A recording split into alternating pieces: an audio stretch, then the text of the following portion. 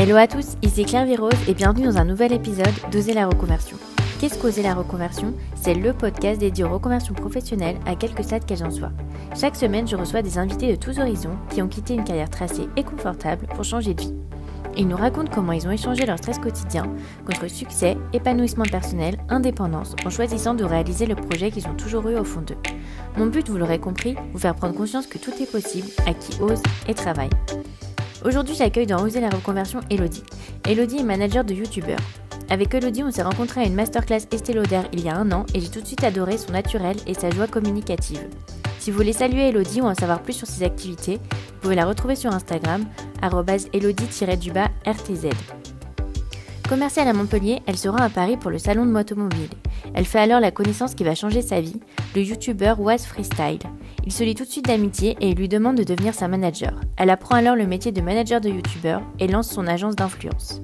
Alors avec Elodie, on a bien sûr évoqué son parcours, le milieu de l'influence, la difficulté de gérer des youtubeurs, comment rencontrer les bonnes personnes et créer des opportunités, et l'importance de se remettre en question. Mais je ne vous en dis pas plus et laisse place à ma conversation avec Elodie. Bonjour Elodie, bienvenue dans le podcast Oser la reconversion, je suis ravie de t'accueillir. Bonjour, moi aussi je suis ravie d'être là aujourd'hui. Qu'est-ce que tu fais actuellement Elodie ? Alors, actuellement j'ai repris mes études, c'est la 2e année et juste avant ça j'étais manager de youtubeur sur Paris pendant 3 ans. Et alors, quel était ton premier métier ? Est-ce que tu peux nous parler un peu de ton parcours, ce qui t'a mené à ta première carrière ? Oui, bien sûr. Alors, il faut savoir que déjà j'ai un parcours assez atypique. J'ai fait des études essentiellement axées sur tout ce qui est commercial et développement marketing. Donc, j'ai fini, bien sûr, en tant que commercial, ingénieur commercial. C'était mon premier emploi après avoir été diplômée. Donc, je suis montée sur Paris. J'ai fait ça pendant 6 mois. Et puis, du jour au lendemain, j'ai décidé de démissionner et de faire à temps plein ce que je faisais aussi à côté, c'est-à-dire manager de youtubeur. Et alors, pourquoi tu avais choisi de faire à la base des études de commerce ? Est-ce que c'était un souhait de ton entourage ? Est-ce que tu peux nous parler un peu de ce qui t'a mené à ta première carrière ? Oui, bien sûr. Alors, il faut savoir que oui, je pense un peu comme tout le monde, quand on est jeune, on a envie de rendre fier sa famille, de suivre les traces de quelqu'un. Et j'avais choisi la voie de l'école de commerce en me disant je vais les rendre fiers, ils seront contents, ils voulaient que je fasse des études. Je viens essentiellement d'une famille d'entrepreneurs, mais pour le coup, ils voulaient tous que j'aille le plus loin possible dans mes études. Donc, j'ai un peu fait ça pour leur faire plaisir, mais aussi parce que j'avais choisi une école en particulier, donc qui est celle dans laquelle je suis revenue aujourd'hui. Et j'avais choisi ça me disant je ferai quelque chose d'assez général, assez global et je retomberai toujours sur mes pattes. Voilà. Et ensuite, je suis remontée sur Paris. Je ne m'attendais pas en fait à directement trouver un travail parce que j'avais besoin de respirer. Je voulais monter sur Paris 2 semaines, faire un salon et partir vivre à l'étranger. Donc ça, c'est à la fin de tes études ? Exactement. Enfin, oui, à la fin de ma licence, oui. À la fin de ta licence de commerce, donc là, tu décides d'aller à Paris et ensuite trouver un travail à Londres ? En fait, je me suis dit, je vais monter sur Paris 2 petites semaines. C'était sur un salon, c'était le salon de l'automobile exactement. Et ensuite repartir vivre sur Londres ou n'importe où. En fait, je voulais juste partir dans un pays anglophone, vivre une autre expérience. C'était le but à cette époque-là, quoi. Donc là, à ce moment-là, tu n'avais pas forcément de projet de métier, Non. C'était plus le pays qui t'intéressait. Exactement. Je voulais absolument revivre une expérience à l'étranger. C'était le but, c'était le goal. Voilà, parce que je l'avais fait, comme tu le sais, un petit peu plus jeune, juste après mon bac. Je suis partie vivre 6 mois aussi sur Londres et j'ai trouvé cette expérience mais tellement enrichissante que je me suis dit, il faut absolument que je revive ça à nouveau. Voilà. Donc là, du coup, qu'est-ce qui se passe au salon de l'automobile ? Eh bien, au salon de l'automobile, je me suis demandé ce que j'ai fait pendant tout ce temps à vivre dans la même ville, c'est-à-dire Montpellier, même si j'adore ma ville. Alors, quand je suis arrivée sur Paris, il se trouve que finalement, toutes les portes, encore une fois, se sont ouvertes. J'ai eu plein d'opportunités de tous les côtés. Et sur le salon de l'automobile, je ne m'attendais absolument pas à faire une rencontre qui allait changer le cours de ma vie pendant les 3 années à venir, en fait. Donc, voilà. Donc là, c'était en quelle année, du coup ? C'était en 2016. Alors, raconte-nous ce qui s'est passé. Ce qui s'est passé, c'est que j'ai vu, alors déjà comment je suis arrivée sur Paris. J'étais sur Facebook, j'avais fini mes études et je me suis dit, tiens, qu'est-ce qui se passe sur Facebook? Sur Facebook, je vois une annonce, recherche hôtesse sur le salon de l'automobile. Je me dis, tiens, bon, je ne suis pas spécialement fan du fait de rester debout à côté d'une voiture, mais moi j'adore les voitures, j'adore aussi le salon de l'automobile. Donc je me suis dit, tiens, pourquoi pas, testons. Donc j'ai postulé. Et il se trouve que j'ai été rappelée juste derrière et on m'a dit qu'en fait, finalement, ce n'était pas qu'un job d'hôtesse, mais qu'il y avait aussi un aspect commercial. Donc, cette entreprise-là, c'était une entreprise de location de VTC. C'était leur première fois et leur dernière, malheureusement, sur le salon de l'automobile. Et j'ai passé un entretien d'embauche. J'ai fait, en fait, tout ce à quoi je ne m'attendais pas, parce qu'en tant qu'hôtesse, en soi, je me disais, ils nous choisissent sur photo. Et au final, pas du tout. Ils nous ont tous convoqués. D'ailleurs, ça, je ne te l'ai même pas raconté, mais quand j'ai passé mon entretien d'embauche, on était filmé par les caméras d'M6. On a failli être, on a failli être retranscrit à la télé. Finalement, ça ne s'est pas fait. Mais donc, mon entretien a été enregistré. Et pendant cet entretien, j'ai été on va dire, remarquée par le directeur de l'entreprise, la directrice marketing aussi, qui m'ont demandé ce que je comptais faire plus tard, parce que j'avais parlé de mon envie en fait de voyager aussi et de mon intérêt pour l'entreprise, parce que je la trouvais vraiment cool. On surfait sur l'ubérisation de l'économie, donc je me suis dit waouh. Et au final, donc là, les caméras demandent à vivre l'expérience du salon de l'automobile à travers moi et pour cette entreprise. Ok, super. Donc sur ce salon, il se trouve que j'ai été suivie par les caméras d'M6 un peu partout. Et en même temps, j'ai fait la rencontre du youtubeur qui allait changer ma vie pendant 3 ans. C'est un freestyler football professionnel qui était en même temps influenceur sur les réseaux sociaux. Il n'aime pas du tout qu'on utilise ce mot pour lui parce que d'abord, c'est un talent en fait. C'est le talent qu'il a voulu mettre en avant. Et ensuite, il est devenu influenceur parce que les gens l'ont suivi. Et j'ai fait sa connaissance. Lui, il était très intrigué par ne serait-ce que les caméras qui me suivaient, par mon bagou aussi, parce que j'y allais, en fait, j'allais chercher les gens. Le but, c'était de créer le maximum d'emplois sur le salon de l'automobile. Donc, j'avais pas peur, j'y allais. C'est aussi pour ça que j'ai été remarquée, je pense, pendant l'entretien d'embauche. Comment il s'appelle, du coup, ce youtubeur? Le youtubeur Was Freestyle, Wassim Ben Slimane. Et comment tu l'as rencontré par hasard ou lui aussi il était filmé par... Il travaillait sur le salon également en tant que à la fois influenceur et à la fois en tant que talent parce qu'il faisait des représentations 2 fois par jour. Il faisait des prestations de freestyle en fait. C'est quoi le freestyle Le freestyle football, en fait, c'est une discipline à part entière. Je pense que tu as dû sûrement le voir. Des personnes qui jonglent avec un ballon, mais tu ne jongles pas qu'avec les pieds, par exemple. Tu utilises tout ton corps.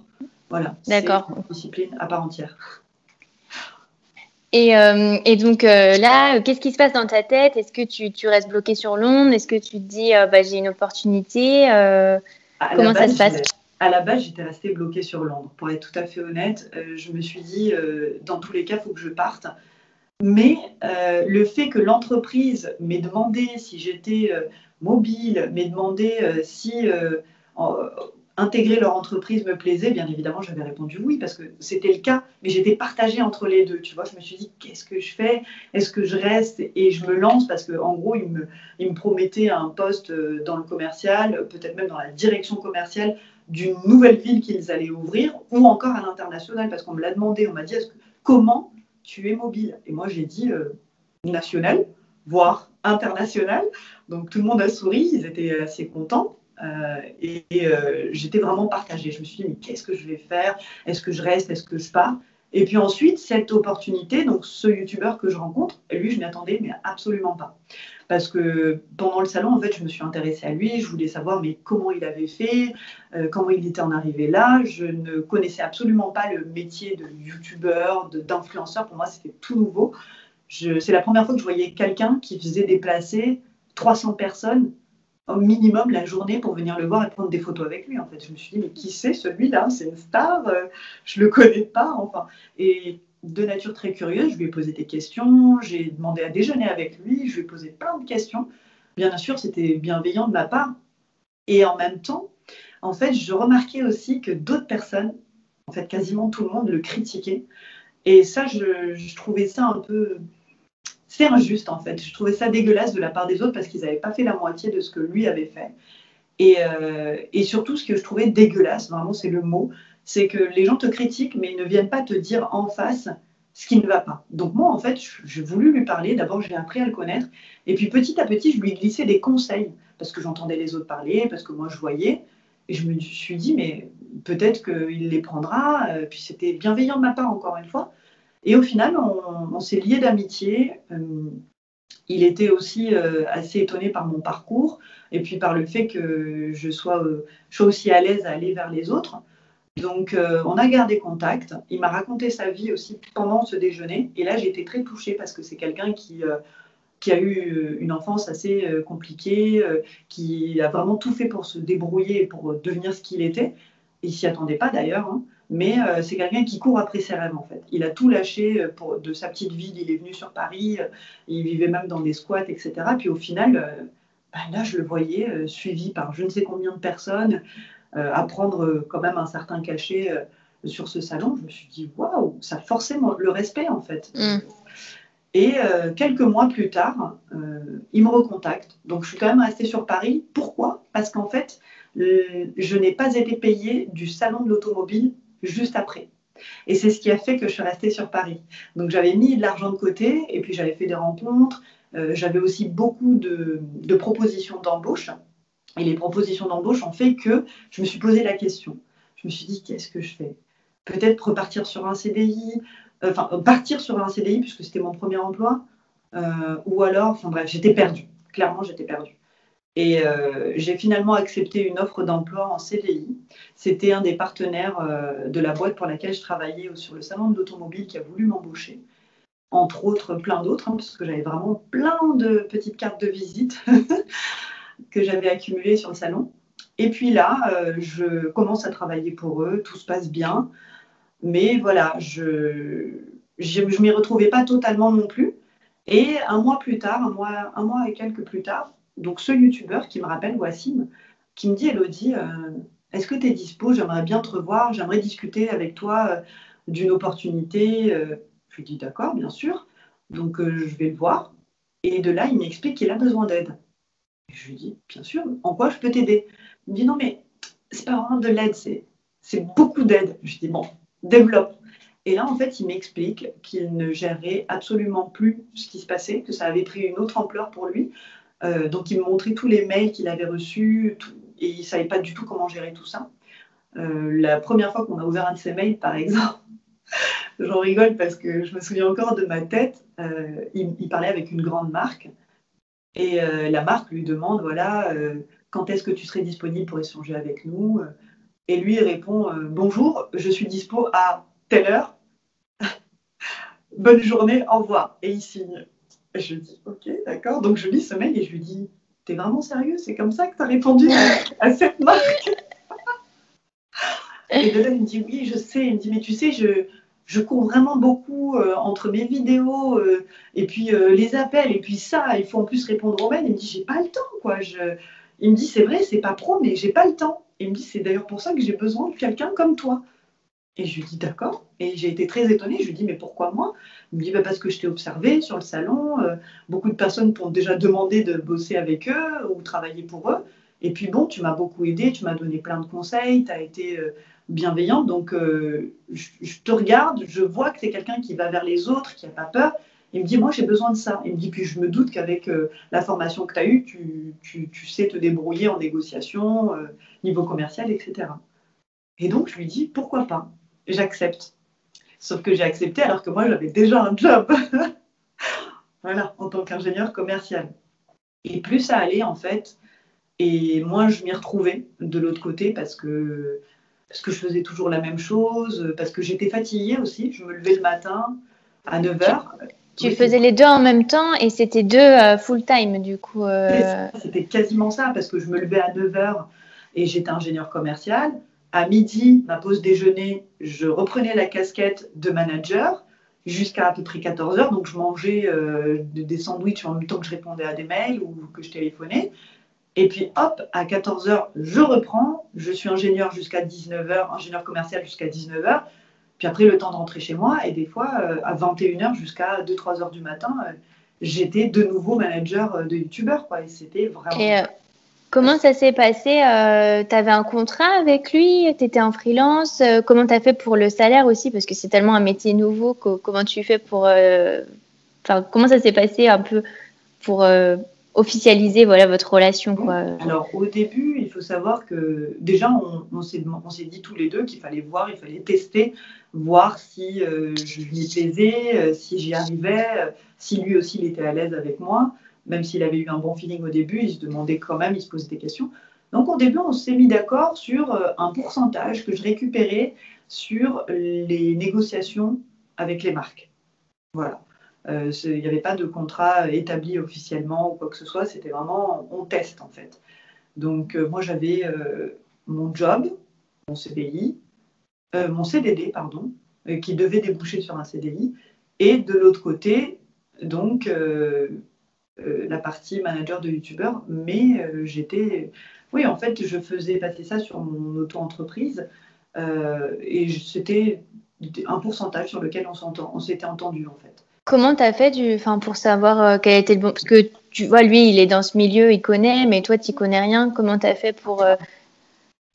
Alors, en fait, il faut savoir que quand tu dis même, lui, il était dans ce milieu, il connaît, en soi, il découvrait aussi, si tu veux, parce que même pour lui, c'était tout nouveau. Il a eu une communauté, pas du jour au lendemain, mais quand même qui a pris beaucoup d'ampleur en un laps de temps très rapide. Et il ne savait pas vraiment sur quoi tabler non plus, tu vois. Donc, en fait, on tâtonnait tous les deux. Donc, lui, il m'avait donné un pourcentage en me disant qu'est-ce que tu en penses. Moi, je lui dis bah oui, pourquoi pas. Et puis, de toute façon, après, on revoit, on réadapte. En fait, on essayait ensemble. Vous faites confiance. C'est ça, on se faisait confiance, mais surtout, on essayait. Tout était nouveau à la fois pour lui et pour moi, en fait. Et ça regroupait quoi ton métier de manager de youtubeur? Quelles étaient tes missions, mis à part répondre aux mails? Alors, avec lui, c'était très chronophage parce que en fait, je faisais tout. C'est-à-dire que certes, je répondais aux mails, je négociais, mais surtout quand j'ai décidé d'arrêter en plus mon activité à côté, j'étais devenue un peu un repère et je m'occupais de tout, vraiment de tout. J'étais derrière ses vidéos. Après, bien sûr, c'était lui qui les montait. Et à terme, on a laissé ça à quelqu'un d'autre encore. Mais j'étais derrière ses vidéos, je l'accompagnais surtout. J'étais aussi son assistante. Je prenais même des rendez-vous chez le médecin pour lui. Enfin, tu vois, c'est très, très large. Voilà. Ouais, tu étais un peu son bras droit, en fait. C'est ça, c'est ça. Une assistante de direction classique dans une boîte classique fait la même chose que moi. Je gérais aussi les factures, je gérais un peu la comptabilité. Bien sûr, on avait un comptable, mais c'était moi qui devais faire le lien. J'avais ouvert son entreprise. C'était moi qui la gérais, en fait. Dans le fond, oui, c'était moi qui la gérais. Je l'avais aidé à ouvrir l'entreprise. Et puis après, je l'ai aidé à tenir l'entreprise. Parce qu'au départ, il n'avait pas d'entreprise. Au départ, il était aussi auto-entrepreneur. Et au fur et à mesure, vu l'ampleur que ça prenait, on s'est dit, on va vite ouvrir une entreprise, une structure. Et c'est moi qui l'ai tenue, en fait. Quel a été ton déclic pour switcher de ton travail à manager de youtubeur full-time? Tu sais, c'est un peu comme... tu n'as pas vraiment de déclic, c'est juste un jour où tu te dis... Enfin oui, si, c'est un déclic en fait, mais un jour tu te lèves et tu te dis non, stop, j'en ai marre. C'est plus qu'un déclic, c'est un ras-le-bol. Tu te dis je peux plus, là j'arrive plus. Et je le sentais arriver. Je sentais que ça allait venir et je me suis quand même battue. Tu vois. Je me suis dit, faut quand même se battre, essaye, parce que l'entreprise dans laquelle j'étais voulait que je prenne sous mon aile un apprenti à la rentrée. Il voulait me faire signer un CDI. Donc je m'accrochais quand même quelque part. C'était aussi une stabilité, tu vois. Donc je me disais, non, Elodie, il faut que tu tiennes. Sauf que je voyais, mais gros comme une maison, arriver le moment où j'allais venir un matin et dire c'est bon, stop, j'en peux plus.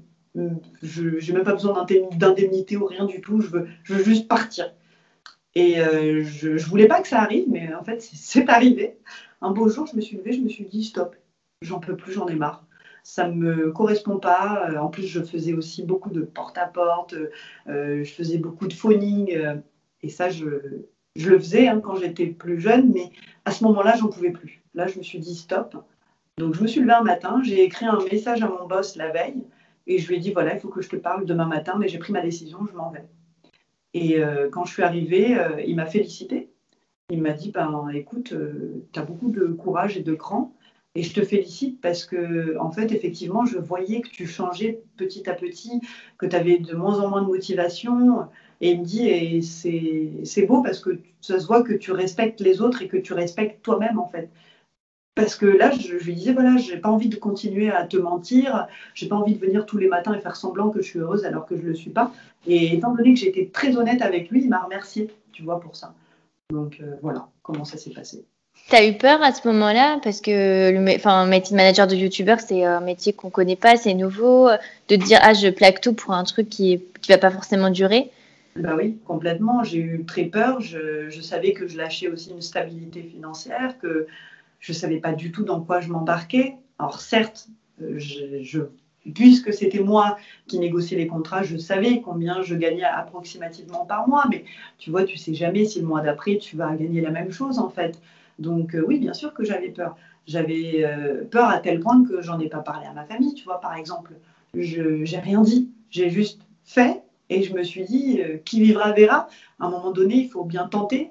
Et donc, je suis arrivée ce matin-là voir le youtubeur en question, donc Wassim, et je lui ai dit, écoute, tu me l'as souvent demandé, parce qu'il me disait souvent que si j'étais plus présente auprès de lui, on pourrait faire plus de choses. Donc, je lui ai dit, voilà, tu me l'as souvent demandé, ben maintenant, voilà, on est ensemble et on a intérêt à cravacher parce que toi, tu as ton activité, tu gagnes, tu as YouTube, etc. Je dis, mais moi, je dépends de toi. Donc, il faut absolument qu'on réussisse. Et là, j'ai tout plaqué, j'ai pas le choix. Et il a souri, il m'a dit, OK, c'est parti. Et de là, écoute, on a fait péter les scores. Parce qu'en fait, moi, quand je l'ai rencontré, on était, je sais pas, il était à moins de 70K à peu près sur Instagram. Facebook, il était à 90K, ou peut-être un peu moins 50K, enfin, je sais plus trop. Mais je me souviens par contre que sur le salon de l'automobile, par exemple, il n'avait pas encore les 300 000 abonnés sur YouTube. Mais par contre, quand j'ai commencé à arrêter de travailler, on a suivi toutes les stats parce que du coup, c'était moi aussi qui étais derrière les réseaux sociaux, avec lui bien sûr. Et bien là, on est passé de, je ne sais plus à combien on était exactement à ce moment-là, à 2 millions en un an et demi. Tu vois, sur YouTube par exemple, on est passé sur Instagram à 500K, plus d'1 million sur Facebook. Bon, il y a aussi Twitter, mais ça, comme on travaille un peu moins sur Twitter, je zappe. Mais voilà, on a fait. C'était un bon monumental. Tu penses que c'était dû à quoi? Quelle était la raison du succès? La raison du succès, c'est qu'en fait, il a pu se concentrer sur ce qu'il sait faire et sur ce qu'il aime faire. Tu vois, parce que évidemment, lui, répondre à des mails et négocier, etc. C'était pas son truc et il n'en avait pas envie. Par contre, il avait besoin de quelqu'un en qui il pouvait faire confiance et cette personne-là, c'était moi. Et moi, j'aimais ça. Donc, chacun faisait ce qu'il aimait. En plus, j'avais aussi un peu de partie réseaux sociaux. Il y avait aussi de la stratégie parce qu'on réfléchissait à deux où on voulait aller, avec quelle marque on voulait travailler. On regardait aussi comment attirer les marques, comment aller en chercher quelques-unes. Enfin, c'était vraiment un travail d'équipe, quoi. On travaillait main dans la main. Sauf que lui, il s'est focalisé sur la création de contenu. Voilà. Tu faisais comment pour démarcher, attirer les marques? Et puis avec quelle marque tu as travaillé et quelle était ta stratégie pour les attirer? Alors, écoute, ça, en soi, on avait une petite liste de marques avec lesquelles on voulait travailler. Donc, on les a listées. Et au final, tout n'arrive pas spécialement comme prévu, tu sais, dans la vie. Des fois, tu as même les concurrents de ces marques-là qui viennent te voir. Et puis, finalement, tu te dis, bah ouais, pourquoi pas. Mais en soi, comment on faisait? on travaillait de telle sorte à les attirer. C'est-à-dire qu'à un moment donné, il faut proposer le contenu que tu as envie d'attirer, tu vois. C'est un peu comme la loi de l'attraction, on en parle souvent, on dit voilà, il faut incarner ce que tu veux voir apparaître dans ta vie. Ben, c'est la même chose, même sur les réseaux, en fait, tu vois. Et donc, je regardais comment on pouvait faire pour y arriver. J'allais chercher les directeurs marketing de certaines boîtes avec lui. Enfin, on cherchait sur LinkedIn et autres. Mais on essayait de leur faire des clins d'œil, en fait. On voulait qu'eux nous voient, mais on ne voulait pas spécialement aller tout le temps les démarcher parce que ce n'est pas spécialement bien vu, ça, dans le milieu, en tout cas. Tu fais comment pour qu'ils te voient? Tu fais comment pour qu'ils te voient Alors là, ça remonte un petit peu comment je faisais. Déjà, je les ajoutais sur LinkedIn ou sur une autre plateforme, ça dépendait. Hein. Des fois, je sais que même sur Instagram, on faisait ça aussi. Et puis, là, la personne s'intéresse à ce que tu fais. Toi, tu postes des choses, elle voit ce que tu fais et puis elle se dit, tiens, ça pourrait être sympa. Et en fait, c'est elle qui vient vers toi, alors que dans le fond, c'est toi qui as voulu, qui as voulu ça, tu vois. Et en plus concret, est-ce que tu peux nous dire combien tu gagnais en moyenne par mois pour qu'on ait une idée de... Oui, bien sûr. Alors, ça dépendait des mois, hein, encore une fois, ça dépendait des contrats aussi, parce que tu me demandais tout à l'heure les marques avec lesquelles j'ai pu travailler. Il y a des... Tu vois, tu imagines bien que quand tu négocies un contrat avec BMW, c'est pas la même chose que quand tu négocies un contrat pour une boîte qui vient de se lancer, mais qui alloue un petit budget pour une campagne. Donc, ça va vraiment dépendre, ça dépendait vraiment des mois. Évidemment, en approchant des fêtes, c'était là où on travaillait le plus. Mais sinon, on va dire qu'en moyenne, le minimum, tu gagnes 2000 euros, en minimum quand même. Puis après, ça peut monter selon l'ampleur des contrats que tu négocies. Parce que si tu négocies un contrat à 100 000 euros, dis-toi que 10% de 100 000 euros, enfin voilà, tu fais vite fait le calcul, quoi.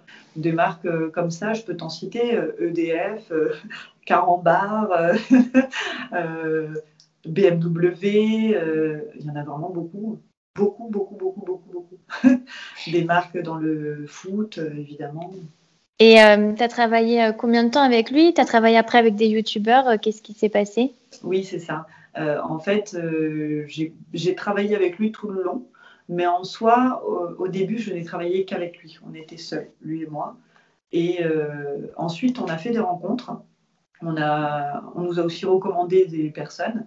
Et je me suis, entre guillemets, associée. Donc, on s'est associés, puisqu'on était déjà nous aussi tous les deux, à cette troisième personne qui était manager d'autres youtubeurs que l'on connaissait et qui nous ont recommandé cette personne.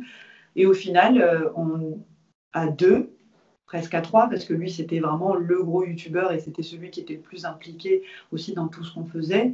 On manageait une dizaine d'influenceurs, un peu de tous les milieux.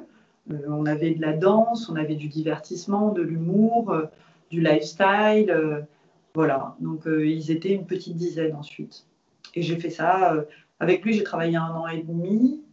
Et après, j'ai continué avec les autres à peu près 6 mois, peut-être un peu plus. Mais un peu comme ce qui m'est arrivé, tu sais, quand j'ai tout lâché en tant qu'ingénieur commercial, je l'ai fait aussi pour le management, en fait, parce que je ne m'y retrouvais plus. Parce qu'au final, quand tu t'associes à des personnes, il faut vraiment être sur la même longueur d'onde, il faut être prêt à faire les mêmes sacrifices, oui, il faut vraiment être sûr de la personne avec laquelle on travaille, quoi. Et t'en as eu marre, en fait, de travailler autant? C'est ça. Il y a un moment où ça commençait à me peser parce que tu sais, ce sont des milieux dans lesquels tu donnes beaucoup de ta personne, dans le sens où, en tant que manager, je devais m'assurer qu'ils aillent bien et je devais m'assurer que l'argent rentre, je devais m'assurer que les négociations se passent bien, je devais m'assurer que les OP se passent bien, donc j'étais tout le temps sur place. Mais au final, je n'étais jamais tranquille. Mon cerveau était en constante réflexion. Et puis, de l'autre côté, j'avais l'impression un petit peu d'avoir presque des enfants, en fait, sur qui il fallait veiller tout le temps, tu vois. Donc, Oui, c'est rigolo parce que justement, je me disais, ça fait un peu comme une maman. Et je pense que ça doit être aussi difficile parce que moi, je vois en tant que créatrice de contenu, je suis passionnée par ce que je fais et puis tu réalises ton rêve, mais ça doit être aussi, ça doit pas être évident quand tu fais plein de sacrifices pour que les autres réalisent leur rêve. Tu dois avoir un petit côté, moi aussi, je veux être celle qui réalise mon rêve, non? c'était un peu ça. Et puis, on me le disait souvent. Il y a la famille qui me disait, voilà, c'est bien, hein, t'aides tout le monde à réaliser leurs rêves, t'aides tout le monde à savoir où ils veulent aller, tu fais des plans, tu as des stratégies pour eux, tu élabores des stratégies, tu élabores plein de choses, tu réfléchis, mais toi, dans tout ça. Et ça, par contre, tu vois, ça a résonné dans ma tête quand même. Ça a résonné dans ma tête, surtout les derniers mois, parce que je me suis dit, effectivement, ils ont raison. Et moi, dans tout ça. Parce qu'au bout d'un moment, en plus, tu donnes, tu donnes, tu donnes, mais les autres ne voient même plus ce que tu fais, parce que pour eux, c'est normal, en fait, que tu fasses tout ça. C'est à ce moment-là que tu décides de reprendre tes études? C'est à ce moment-là que je décide déjà, dans un premier temps, de tout arrêter. Et puis bon, de toute façon, la personne avec qui je travaillais, il était aussi dans autre chose. Au bout d'un moment, je voyais que lui aussi, ça le fatiguait en fait.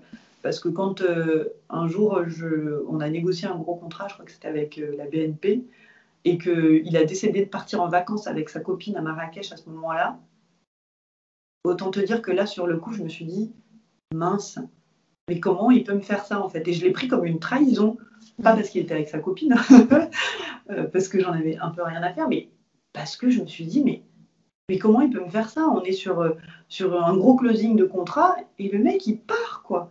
Et là, je me suis dit, non, je me sens seule, ça va pas. Puis d'ailleurs, à son retour, je me suis mise à pleurer. Je lui ai dit, mais comment tu as pu me laisser gérer ça alors que tu sais que moi, je suis censée être en opérationnel. On s'était mis d'accord. Lui, il récupérait la partie négociation et moi, je récupérais la partie opérationnelle terrain. Donc, j'accompagnais les youtubeurs un peu partout. Je m'assurais que tout se passe bien.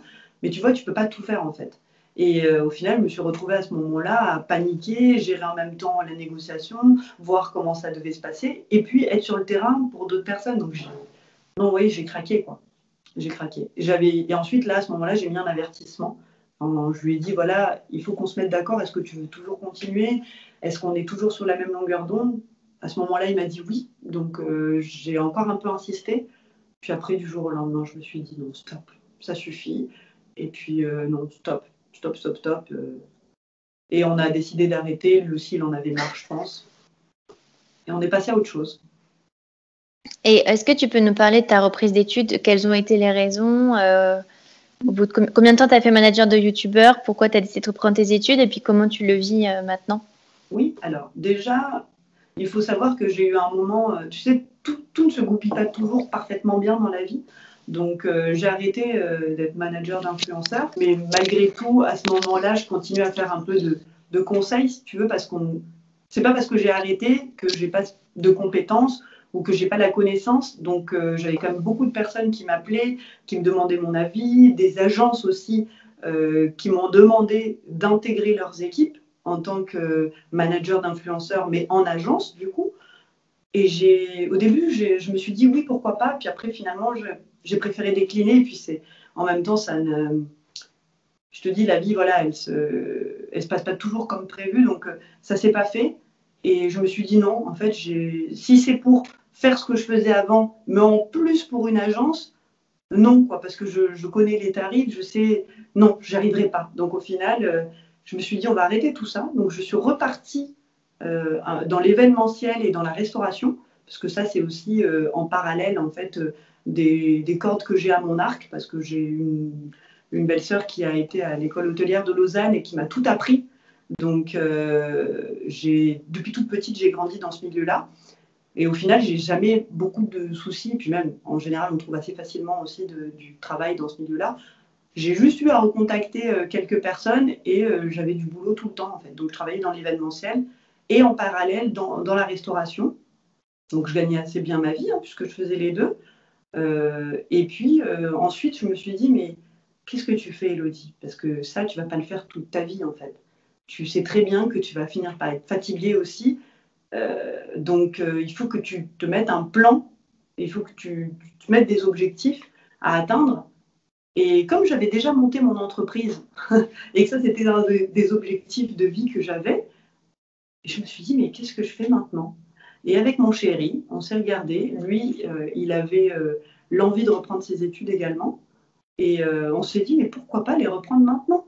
Moi, à cette époque-là, j'avais 28 ans, 28, oui, 28 ans. Je me suis dit, mais il faut que je me dépêche par contre, parce que, non pas qu'après tes 30 ans, tu ne puisses pas reprendre tes études, mais moi, je fais des calculs assez rapides. Je me dis, avant mes 30 ans, je peux toujours faire un contrat d'apprentissage, et un contrat d'apprentissage, c'est plus intéressant pour les entreprises. Donc, go, ce sera plus simple de te vendre, et puis ce sera plus simple de trouver une entreprise. Et à ce moment-là, je me suis dit, viens, on fait les concours d'entrée à l'école de commerce à Montpellier, parce que je voulais, après cette fast life que j'ai vécue, avoir été à gauche, à droite, voyager un peu partout, être sur les plus beaux, dans les plus beaux endroits, dans les plus beaux événements, j'avais besoin d'un peu me poser à nouveau. Et puis je me suis dit surtout, certes, je voyais ma famille et je les faisais rêver au moment où je les voyais, mais j'avais besoin de les voir un peu plus souvent. Donc, quel autre endroit que Montpellier, vu qu'ils habitent ici? Et au final, on a testé, on a fait le test, on s'est dit, est-ce qu'on va y arriver? On a tenté, on a réussi tous les deux les concours d'entrée à l'école de commerce dans laquelle je suis maintenant, qui est Montpellier Business School. Et puis, on est descendu. Et voilà, me voilà maintenant depuis 1 an dans cette école. Et là, j'ai encore une dernière année à terminer pour décrocher mon master. Pour le financement, tu t'es financé avec l'alternance? Exactement. Oui, moi, je suis d'avis qu'aujourd'hui, si on peut, parce qu'il y a des domaines dans lesquels on ne peut pas forcément, et puis même, il y a des écoles qui sont peut-être plus réputées que d'autres, mais si on peut, autant faire ses études en alternance, pardon, parce que tu as à la fois la partie théorique et à la fois la partie pratique. Et ça, une fois que tu décroches ton diplôme, c'est vraiment une plus-value. Et puis là, les entreprises voient l'intérêt de t'embaucher et te voient comme une personne expérimentée. Et alors, de ce que je comprends, j'ai l'impression que tu as utilisé ce temps-là pour revenir un peu à tes sources, prendre le temps de réfléchir un peu sur ta vie, tes rêves. Alors, est-ce que tu peux nous dire maintenant quel est ton rêve, quel est ton projet professionnel? Alors, oui, si tu veux, quand j'avais décidé de reprendre les études, à la base, je voulais prendre une majeure qui s'appelle la majeure entrepreneuriat. Parce que je me suis dit, voilà, je vais mettre à profit les 2 années d'études et je vais monter l'entreprise. Parce que bon, je l'ai fait certes, ça s'est cassé la gueule, c'était une très belle expérience, mais dans le fond, j'ai toujours eu cette envie de participer à quelque chose, de soit monter ma propre boîte, soit aider quelqu'un en qui je crois à pérenniser la sienne. Et au final, je suis descendue avec cette idée-là. Et comme à chaque fois, quand je te dis que la vie ne se passe pas toujours comme prévu, je n'ai pas eu ma majeure. Au début, je l'ai pris comme un affront. J'ai failli quitter l'école, j'en avais marre de tout. Puis après, je me suis dit, non mais Elodie, tu ne vas pas tout larguer maintenant. Il te reste 1 an, tu termines. Parfois, dans la vie, on force, on n'a pas toujours ce qu'on veut. Mais l'essentiel, c'est que à la fin, tu décroches ce que tu as. Et peut-être que la vie te réserve des surprises entre-temps.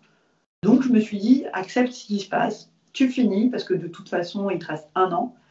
Et au final, là, je termine cette dernière année. Je ne suis pas dans l'aspect entrepreneuriat, enfin dans le majeur entrepreneuriat, pardon, mais j'ai été embauchée dans une entreprise que je suis depuis très longtemps, qui est dans un milieu que j'affectionne beaucoup. Et mon but, là, c'est de rester dans cette entreprise, aider la dirigeante à la développer le maximum possible pour ensuite l'intégrer et faire partie des équipes et voir jusqu'où on peut aller, si tu veux.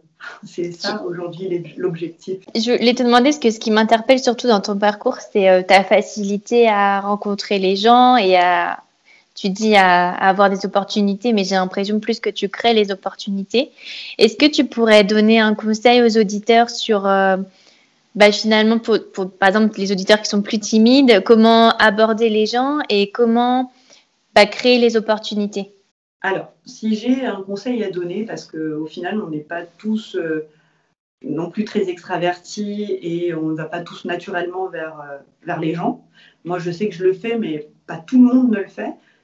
Le conseil vraiment le plus pertinent que j'aurais à donner, c'est d'abord savoir ce qui vous plaît dans la vie, savoir ce que vous aimez.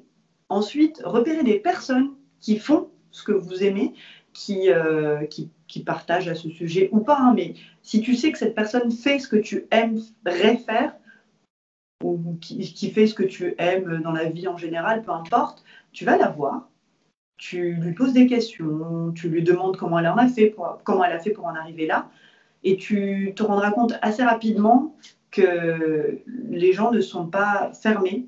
Ils se sentent aussi valorisés la plupart du temps quand on leur pose des questions, quand on est curieux. Après, bon, ça peut arriver que la personne se ferme et dans ce cas-là, ce n'est pas la bonne personne, point, tu arrêtes. Mais il ne faut pas se décourager, il faut poser des questions, donc dans ce cas-là, à une autre personne. Et une fois que tu auras eu tes réponses, soit ça va t'aiguiller et tu vas te dire, bon, cool, je veux faire ça, j'y vais. Soit tu te diras, bon, bah, finalement, je me suis peut-être trompée. Mais ça te donnera automatiquement des idées, ça te rendra peut-être aussi un peu plus créatif sur les idées que tu avais déjà toi aussi. Donc, ne pas hésiter en fait à aller vers les autres, même si on est timide.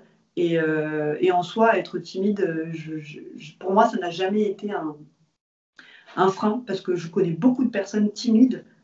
D'ailleurs, les youtubeurs avec lesquels j'ai travaillé sont pour la plupart tous très timides. Et on ne dirait pas comme ça, mais ils se sont dépassés parce qu'à un moment donné, ils ont fait ce qu'ils aimaient.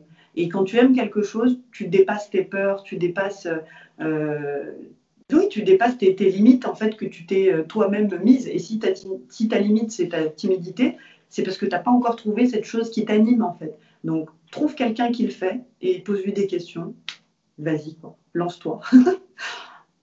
Oui, c'est un très beau message pour terminer. Et donc, la question de la fin, c'est est-ce que pour toi, c'est une reconversion réussie et qu'est-ce qui fait qu'une reconversion est réussie?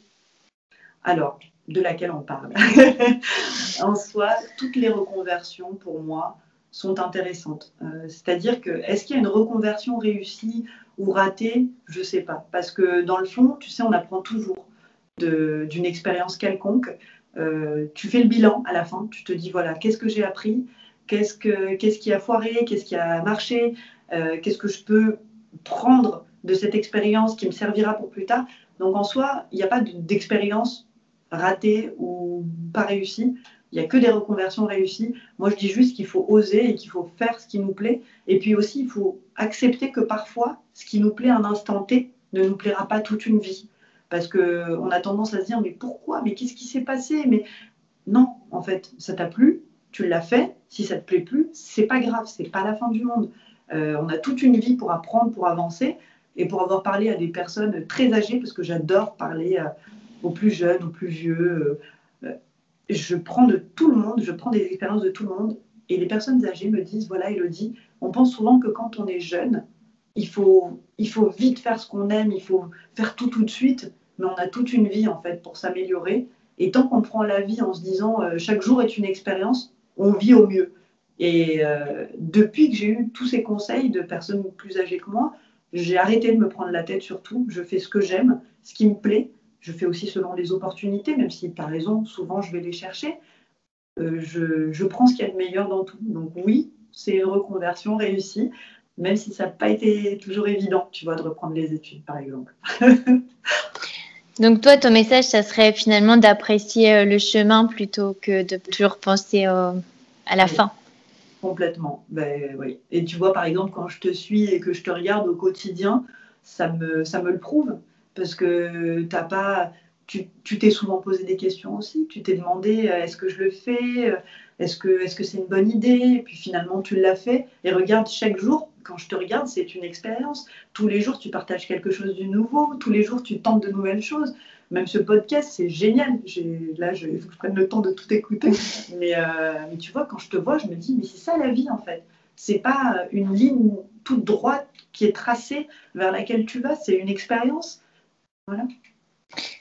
Oui, je suis d'accord. Je pense que le message de ton parcours, et puis moi, c'est vrai que je me reconnais beaucoup en ça, c'est de se dire qu'il ne faut pas être fermé d'esprit, il ne faut pas être bloqué et faut saisir sa chance et ses opportunités. Et finalement, c'est pas forcément que tu as voulu absolument faire ça et donc tu l'as fait, c'est juste que tu as saisi l'opportunité, mais il faut aussi voir les opportunités parce que faut ça voilà. Et puis je pense que donc c'est le message aussi du podcast, c'est que une reconversion, ce n'est pas une ligne toute droite. C'est souvent quand on raconte finalement tous les événements qui nous ont amenés à la fin. Mais non, finalement, on passe par plein d'étapes, plein de chemins et on tâtonne un peu. C'est ça. Et puis, je pense que ce qu'il faut se dire, c'est qu'on a fait beaucoup d'années pour arriver à sa première carrière. Et donc, pour arriver à sa deuxième carrière, il faut aussi beaucoup d'années et il faut l'accepter, ça. C'est ça. C'est ça. Et il y a des choses qui vont plus vite que d'autres. Il y a des opportunités qu'on voit, qu'on a envie de saisir. Il faut les saisir parce qu'après, sinon, on les regrette. Et puis, apprécier le chemin, comme tu dis. Hein. Je pense que c'est vraiment le message important, en fait. Apprécier le chemin et ne pas avoir peur. Parce que dans tous les cas, quand on n'a pas peur, on se dit qu'on retombera toujours sur ses pattes. Et on fera, en fait. On fera en sorte de retomber sur ses pattes. Si ça ne fonctionne pas, ce n'est pas grave. On a toute une vie pour faire des choses qu'on aime ou qu'on n'aime pas, parce que des fois, on est obligé de faire des choses qu'on n'aime pas. Moi, dans mes études, je fais bien des choses que je déteste, hein, mais il faut bien en passer par là. Et ça m'a donné l'opportunité, tu vois, d'être là en alternance chez Daniel, cette personne qui n'aurait pas pu m'embaucher, par exemple, si je n'étais pas en alternance, s'il n'y avait pas eu le Covid. Tu vois, enfin, tout ça, c'est... Des fois, la vie, elle s'articule et puis il faut prendre ce qu'il y a à prendre. Oui, c'est un très beau message. Donc, apprécier le chemin, saisir les opportunités et oser la reconversion. Exactement, oser la reconversion. Merci beaucoup, Elodie. Franchement, ça me fait vraiment plaisir que tu aies enregistré cet épisode. Je trouve vraiment ton parcours très inspirant et je mettrai tous tes réseaux pour que les auditeurs puissent te suivre sur Instagram. Voilà, merci, Elodie. Merci encore de m'avoir invitée. Et voilà, fini pour aujourd'hui. Merci d'avoir passé tout ce temps avec moi et quelques petites choses avant de vous quitter. D'abord, si vous recherchez toutes les notes avec les références, allez dans le détail de l'épisode. Aussi, si vous souhaitez prolonger la discussion, vous pouvez rejoindre le groupe privé Facebook du podcast pour recevoir des conseils et une dose de motivation supplémentaire. Si vous souhaitez me contacter pour me poser d'autres questions, que je mettrai d'ailleurs peut-être un jour sur le podcast, ou me proposer de nouveaux invités, ou me faire un feedback, n'hésitez pas à le faire.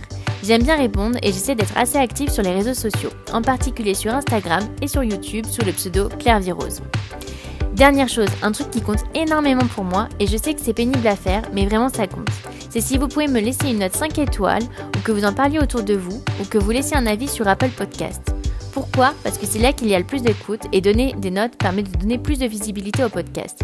Donc vraiment, n'hésitez pas. Ça m'aide beaucoup, merci. Merci de m'avoir écouté jusqu'ici, et j'espère que l'épisode vous a plu.